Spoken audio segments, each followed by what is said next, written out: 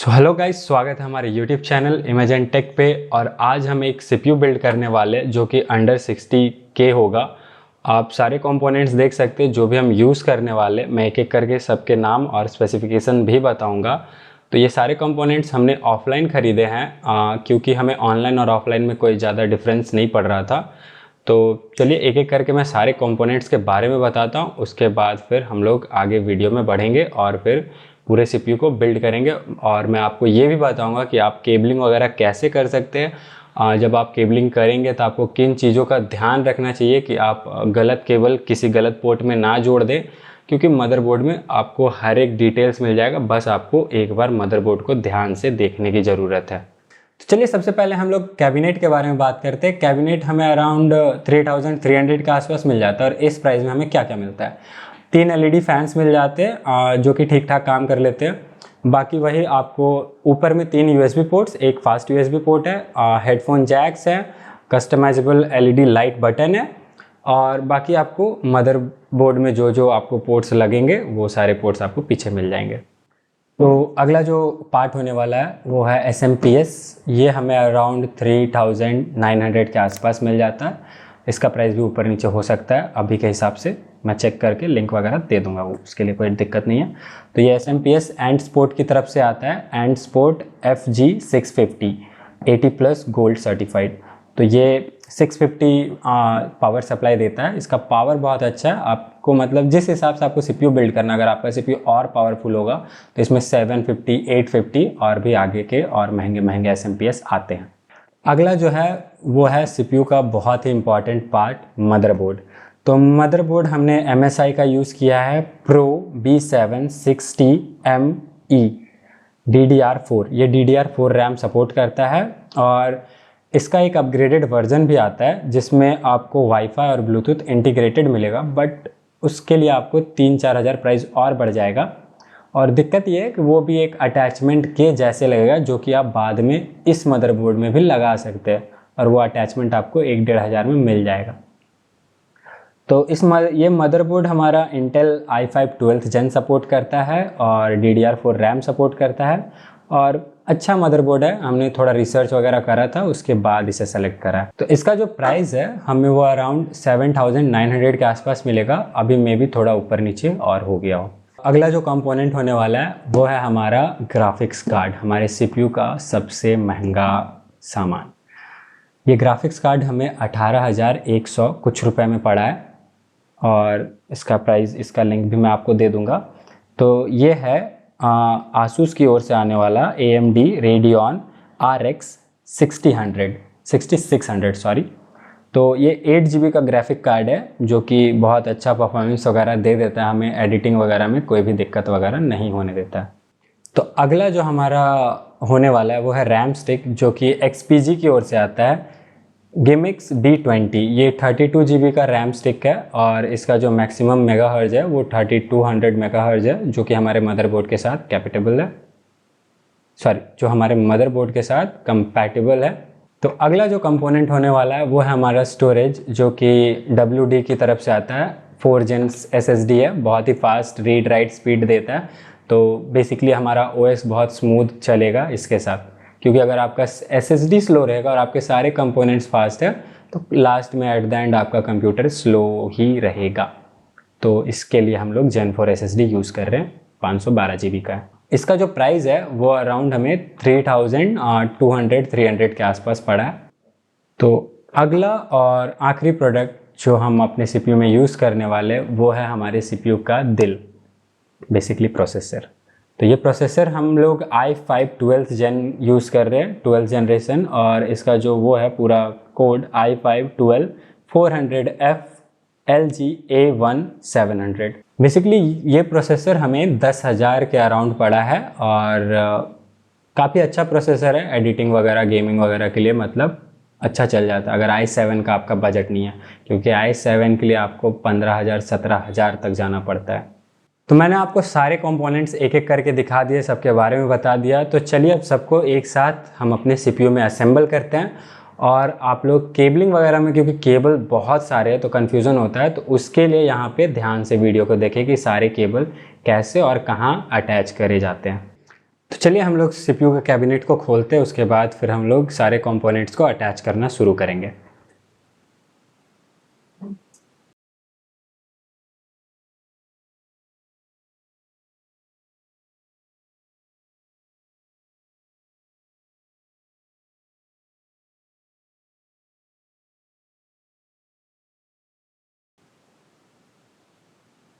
ये शीशे वाले कैबिनेट में हमें शीशे का थोड़ा ध्यान रखना पड़ता है, कहीं ये टूट ना जाए। बहुत ध्यान से शीशे को निकालिएगा, नहीं तो इसके कॉर्नर्स टूट सकते हैं। तो चलिए अब हम लोग मदरबोर्ड को खोलते हैं और फिर इसको हम अपने सीपीयू में प्लेस करते हैं।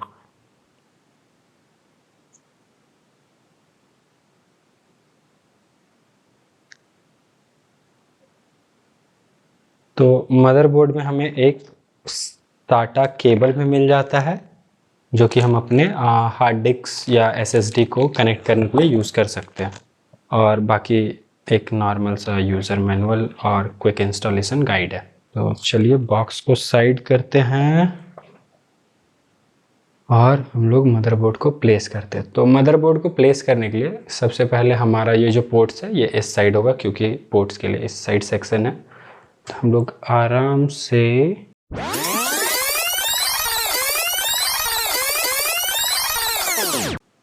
जैसा कि आप देख सकते हैं हमारे सारे पोर्ट्स एग्जैक्ट अपने जगह पे आ गए। HDMI, VGA, ईथरनेट, USB के 6 पोर्ट्स है टोटल, और ऑडियो के, और ये कोएक्सियल पोर्ट है।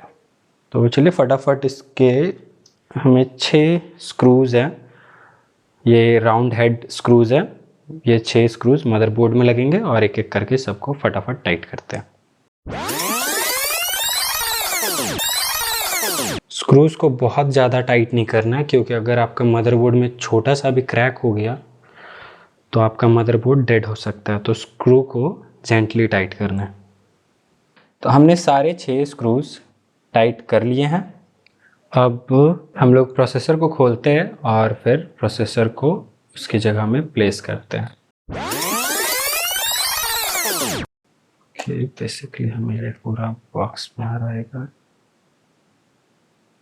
प्रोसेसर के साथ हमें इंटेल i5 का एक स्टिकर मिलता है, जो कि हम स्टिक कर सकते हैं, और हम लोग स्टिक करेंगे इसको अभी। बाकी हमारा मेन प्रोसेसर यहाँ है। सो फाइनली हमने प्रोसेसर को बाहर निकाल लिया। ये ही है i5 12th Gen। तो आपको प्रोसेसर को आराम से रख देना है। आप यहाँ देख सकते हैं छोटे छोटे थ्रेड्स बने हुए हैं आपके कार्ड पे, मतलब कटआउट है बेसिकली। ये कटआउट आपको एक तरह से आपको ये बताएंगे कि आपका प्रोसेसर सही से आपके मदरबोर्ड में बैठा है या नहीं। उसके और इसको वापस से टाइट कर देना। ये बहुत टाइट है, बेसिकली आपके प्रोसेसर को एकदम स्टिक करके रखता है। और ऐसा नहीं है कि ये इतना टाइट है तो आपका मदरबोर्ड वगैरह टूट जाएगा। तो बहुत लोग होते हैं कि फ़र्स्ट टाइम अगर सेट कर रहे हैं और ये बहुत ज़्यादा टाइट लगता है तो उन्हें डर लगता होगा कि कहीं बोर्ड ना टूट जाता है। ऐसा कुछ नहीं होगा। तो ये जो फ़ैन है हमें इंटेल प्रोसेसर के साथ ही मिलता है, ये इंटेल की ओर से ही आता है।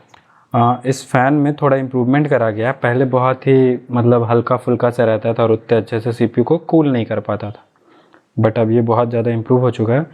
बट इसको लगाने का ये यहाँ पे ये क्लिप सिस्टम दिया हुआ है। बेसिकली आपको इसे सेट करना पड़ेगा कि आप जब इसे पुश करें तो इस यहाँ पे एक पतला सा सीधा सा थ्रेड निकलेगा और इसको लॉक कर देगा। तो चलिए इसको हम लोग प्लेस करते हैं और फिर लॉक करते हैं। केबल हमारा ऊपर के साइड अटैच होगा, तो केबल को ऊपर ही रखते हैं। तो करना कुछ नहीं है, इसको बस सीधे पुश करते जाना है पॉइंट मिला के। तो जैसा कि आपको मैंने पहले ही बताया, हम XPG का 32 GB का रैम स्टिक यूज़ कर रहे हैं। तो चलिए उससे मदरबोर्ड में कैसे लगाया जाए वो देखते हैं।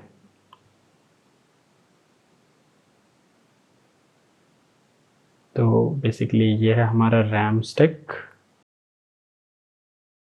आपको नॉर्मल रैम स्टिक भी मिल जाते हैं, बट ये थोड़ा हीट वगैरह को अच्छे से ट्रांसफ़र करता है, इसीलिए इसके ऊपर एक मेटल का लेयर लगा रहता है। तो जैसे कि आप देख सकते हैं, आप यहाँ पे इसको ऐसे मैच कर सकते हैं। यहाँ पे एक लाइन आपको दिख रहा होगा और यहाँ पे भी एक कटआउट है। और पुराने मदरबोर्ड्स में ये वाला क्लिप भी खुलता था और ये वाला क्लिप भी खुलता था, बट जैसा कि ये गेमिंग मदरबोर्ड है और एडिटिंग वगैरह के लिए और इसमें और भी बहुत सारे कंपोनेंट्स लगेंगे, तो ये बस एक साइड का खुलता है और आपको सिंपली पहले इस साइड का डालना है, इस साइड का पहले डालना है, उसके बाद इस साइड वाले को जेंटली धीरे धीरे प्रेस करना है, तो ये ऑटोमेटिक लॉक हो जाएगा। ये आपका लॉक हो चुका है। तो चलिए नेक्स्ट हमारा जो है वो है WD का SSD, जो कि 512 GB का है। तो हम इसे भी इंस्टॉल करते हैं और आपको बताते हैं कि इसे इंस्टॉल कैसे कर सकते हैं। तो इसको आपको खोलना है। इसमें भी आपको एक छोटा सा डॉक्यूमेंटेशन देखने को मिल जाएगा, जो कि छोटा दिख रहा है बट छोटा है नहीं, बहुत मोटा है। तो बेसिकली इत्तो सा स्टिक ये 512 GB का स्टिक है। और अगर आपने कभी CPU यूज़ करा होगा तो इतना बड़ा हार्ड डिस्क होता था 1 TB 512 GB का। वो हार्ड डिस्क मैं भी आपको आगे दिखाऊंगा, क्योंकि हमने उसे अपने पुराने CPU से निकाल लिया, इसमें हम उसे यूज़ करेंगे। तो ये जो रैम स्टिक है, इसमें भी आपको यहाँ पे एक छोटा सा कटआउट देखने को मिलेगा और एक कटआउट यहाँ पे आपका वो स्क्रू टाइट होगा। और इसको आपको आराम से, ये SSD के लिए है, आपको ऐसे करके धीरे से इसको इंसर्ट करना है, ये लॉक हो जाएगा। और उसके बाद मैं इसका स्क्रू खोल ले रहा हूँ, लूज कर, वैसे बेसिकली खुला हुआ ही है, मैं इसे निकाल ले रहा हूँ। इसको टाइट करना, ज़्यादा टाइट नहीं करना, अगर आपका SSD में भी क्रैक वगैरह आता है तो ये ख़राब हो सकता है। तो चलिए अब नेक्स्ट हम अपना ग्राफिक कार्ड इंस्टॉल करते हैं। अगर बहुत लोग अपने CPU वगैरह में अगर ग्राफिक कार्ड इंस्टॉल कर रहे हो और उनको नहीं पता हो कि कैसे इंस्टॉल करना है, तो चलिए हम इसे एकदम शुरू से इंस्टॉल करते हैं। तो ये ग्राफिक कार्ड हमारा ASUS का है। तो इसमें हमें और कुछ वैसा एक्स्ट्रा नहीं देखने को मिलता है, बस हमें ये ग्राफिक कार्ड मिलता है। तो ग्राफिक कार्ड के लिए भी आप देख सकते हैं, ये स्लॉट जो है ये ग्राफिक्स कार्ड के लिए आपको इसे इस तरह से प्लेस करना है। ये आपका बाहर की साइड होगा।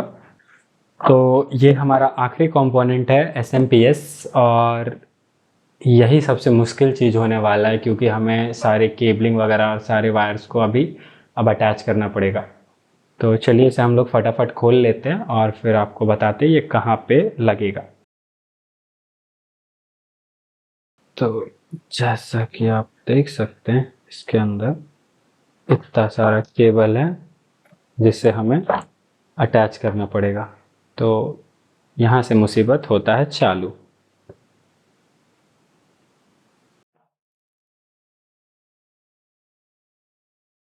तो जैसा कि मैंने आपको बताया था, मैं आपको एक HDD भी दिखाऊंगा। ये भी WD का है, 1 TB का है। इससे हमने अपने पुराने CPU से निकाला है, क्योंकि वो CPU कम्प्लीटली डेड हो चुका था और यूज़ नहीं हो रहा था।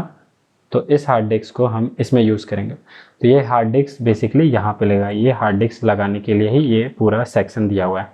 तो इससे हमें खोल के निकालना पड़ेगा, हार्ड डिस्क को इसमें कसना पड़ेगा, उसके बाद फिर इसका केबलिंग होगा।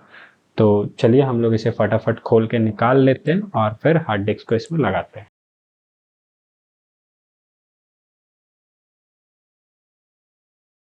तो ये हमारा साटा केबल है, जो कि हार्ड डिस्क को मदरबोर्ड के साथ कनेक्ट करेगा। तो एक केबल यहाँ लगेगा और एक हमारे मदरबोर्ड में, और दोनों साइड सेम होता है। तो ऐसा कुछ नहीं है कि कोई भी साइड आप कहीं भी लगा सकते हैं। तो चलिए इसको सबसे पहले यहाँ लगाते हैं। ये यहाँ लग गया, बाकी हम इसे फिर मदरबोर्ड में लगाने के लिए इसको यहाँ से या यहाँ से पार कर दें।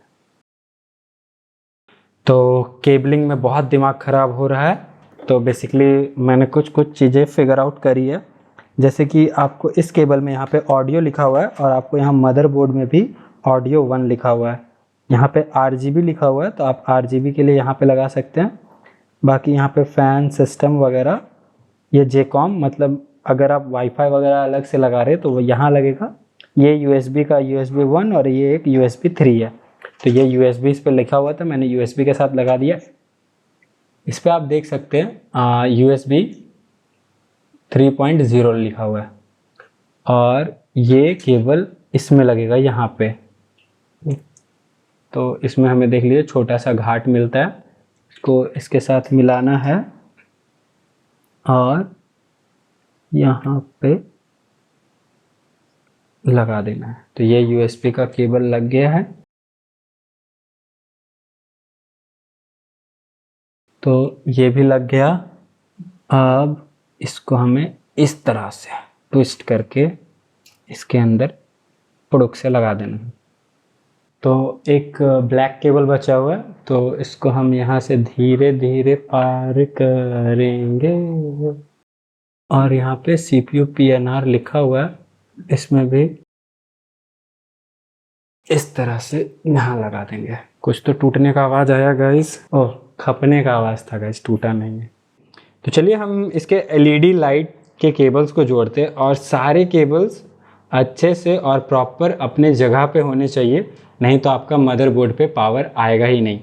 तो चलिए इसको जोड़ते हैं, उसके बाद फिर पावर ऑन करते हैं। उसके बाद मैं एक बार और आपको एक्सप्लेन कर दूंगा कौन सा केबल कहाँ से आ रहा है और किस लिए आ रहा है। तो आपका ये जो HDD LED प्लस माइनस है, ये सबसे पहले यहाँ लगेगा। उसके बाद ये जो आपका पावर LED माइनस और पावर LED प्लस है, तो पावर LED माइनस आपका इधर लगेगा।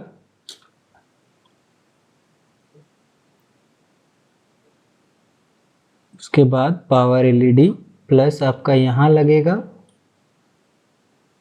और जस्ट बगल में आपका लगेगा ये पावर SW।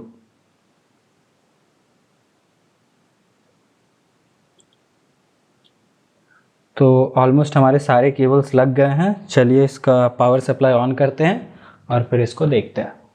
तो हमने सारा केबल कनेक्शन कर लिया, अब इसका पावर ऑन करके देखते हैं। ये हमारा CPU ऑन हो चुका है। मैं आप लोग को एक बार और सामने से सारे केबल्स का बता देता हूँ कि कौन सा केबल किस लिए है और कैसे कनेक्ट करना है। तो बेसिकली ये वाला जो केबल है आपका SMPS से आया आपका बोर्ड में पावर सप्लाई के लिए, और ये केबल भी SMPS से आया आपका पावर सप्लाई के लिए ऊपर वाला। ये आपका फैन के लिए है। तो और आप अगर अपने मदरबोर्ड को ध्यान से देखिएगा तो हर जगह मार्किंग या लिखा हुआ है कि कौन सा केबल किस लिए और किस जगह पे लगेगा। जैसे कि मैंने CPU फैन का केबल यहाँ लगाया तो यहाँ CPU फैन लिखा हुआ है। यहाँ पे आप सिस्टम फैन का केबल लगा सकते हैं। बाकी नीचे ये मेरा ऑडियो के लिए है और ये USB के लिए है, और ये सारे ये फैंस और लाइट्स वगैरह के हैं। मतलब बेसिकली अगर आप कोई भी केबल सही से नहीं लगाते हैं तो आपका पावर सप्लाई पूरी तरह से कट हो जाएगा। ये आपको ग्राफिक कार्ड को पावर देने के लिए डायरेक्ट SMPS से आ रहा है। ये जो आप केबल देख रहे हैं ये वाला, ये USB 3.0 के लिए है। इससे आपको फास्ट डेटा ट्रांसफर मिलेगा और इसका पोर्ट यहाँ पे है, ये वाला। बाकी ये normal USB port, audio port और पावर ऑन ऑफ, और ये LED के कॉन्फ़िगरेशन। जैसे कि मैं इसे दबाऊंगा तो आप देख सकते हैं LED के कलर्स चेंज हो रहे हैं अलग अलग। तो हमारा CPU बिल्ड होके कंप्लीट हो चुका है और ये चल रहा है अच्छे से। तो आपको क्या क्या दिक्कतें आ सकती है, किन बातों को आपको ध्यान रखना पड़ेगा अगर आप एक CPU खुद से बिल्ड कर रहे हैं। तो सबसे पहले अगर आप सब अटैचमेंट तो आराम से कर लेंगे, दिक्कत सबसे ज़्यादा आएगा केबलिंग में, कि आप केबल्स इतने सारे होते हैं गेमिंग CPU में कि आप कंफ्यूज हो जाएंगे कौन सा केबल कहाँ जाएगा। कुछ केबल्स का तो पोर्ट्स एकदम सीधा सीधा आपको दिख जाएगा कि ये यहाँ जाएगा, ये यहाँ जाएगा, ये यहाँ जाएगा। बट कुछ केबल्स ऐसे होंगे कि वो कहीं भी लग सकते हैं और वो बहुत कन्फ्यूजन क्रिएट कर सकते हैं। तो उसके लिए करना कुछ नहीं, आपके केबल में कुछ ना कुछ कोड्स लिखे रहते हैं, उन कोड्स को ध्यान से देखना और CPU में भी उन चीज़ों को ढूंढना है। CPU को अगर आप थोड़े देर ध्यान से देखिएगा आराम से तो आपको सब क्लियर हो जाएगा। बाकी अगर थोड़ा और हो रहा है कन्फ्यूज़न तो आप एक फ़ोटो लेके आप गूगल सर्च वगैरह कर सकते हैं, तो उससे भी आपको आंसर्स मिल जाएंगे। अगर वैसा कोई दिक्कत होता है कि आप अगर कोई CPU बिल्ड कर ले और आप कहीं फंस गए हैं तो आप कमेंट करके हमें पूछ सकते हैं। मैं कमेंट का ज़रूर रिप्लाई करूँगा और जितना हो सके उतना जल्दी रिप्लाई करने का कोशिश करूँगा और प्रॉब्लम सॉल्व करने का कोशिश करूँगा। जैसा कि मैंने आपको स्टार्टिंग में ही बताया था कि मैंने ये सारे कंपोनेंट्स ऑफलाइन लिए, तो मैंने ऑफलाइन क्यों लिए? क्योंकि ऑनलाइन में देखिए ये सारे कंपोनेंट्स बहुत महंगे आते हैं। अगर आपके नियर बाय में सर्विस सेंटर है कि हाँ 1 किलोमीटर में 2 किलोमीटर में सर्विस सेंटर है, कोई डिफेक्ट आता है तो मैं सीधा सर्विस सेंटर चला जाऊँगा। क्योंकि ऑनलाइन में ना तो आपको ओपन बॉक्स डिलीवरी मिल रहा है, ना ही आपको रिटर्न पॉलिसी मिल रहा है। तो ये कंपोनेंट 10,000 20,000 ऐसे ऐसे प्राइस में आते हैं, तो उस समय पे आप फंस जाएंगे कि मैं अब क्या करूं, सर्विस सेंटर दौड़ता रहूं। सर्विस सेंटर वाले अगर बोल दिए नहीं डैमेज है हम नहीं रिटर्न करेंगे, तो फंस जाइएगा आप, बर्बाद होगा आपका पैसा।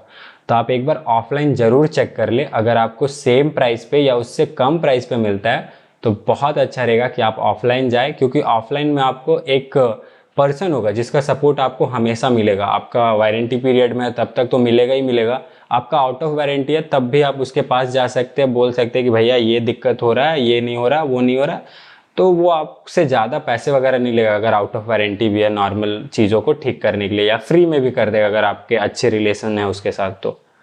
तो यही सब चीज़ें ऑफलाइन लेने से ये फ़ायदा होता है। और मैंने कहाँ से लिया? मैं रामगढ़ से हूँ, तो रामगढ़ में मैंने जितने भी कंप्यूटर स्टोर हैं सब जगह पता करा, सब ने अपना अपना कोटेशन दिया और सबका बजट मेरे बजट से हाई ही था। सेम कॉन्फ़िगरेशन के लिए उनका कोई 68,000, कोई 70,000, कोई 65,000 ऐसे बोल रहे थे, और मैं क्यों दूँ 4-5 हज़ार एक्स्ट्रा। तो मेरे को ये पूरा सब कुछ मेरे को जैसे ऑनलाइन प्राइस में मिल रहा था वैसे ही मुझे सत्यम शिवम ने as it is online price पे लगा दिया, असेंबल पूरा करा। और कोई भी दिक्कत होता है तो मैं उन्हें कांटेक्ट कभी भी कर सकता हूँ।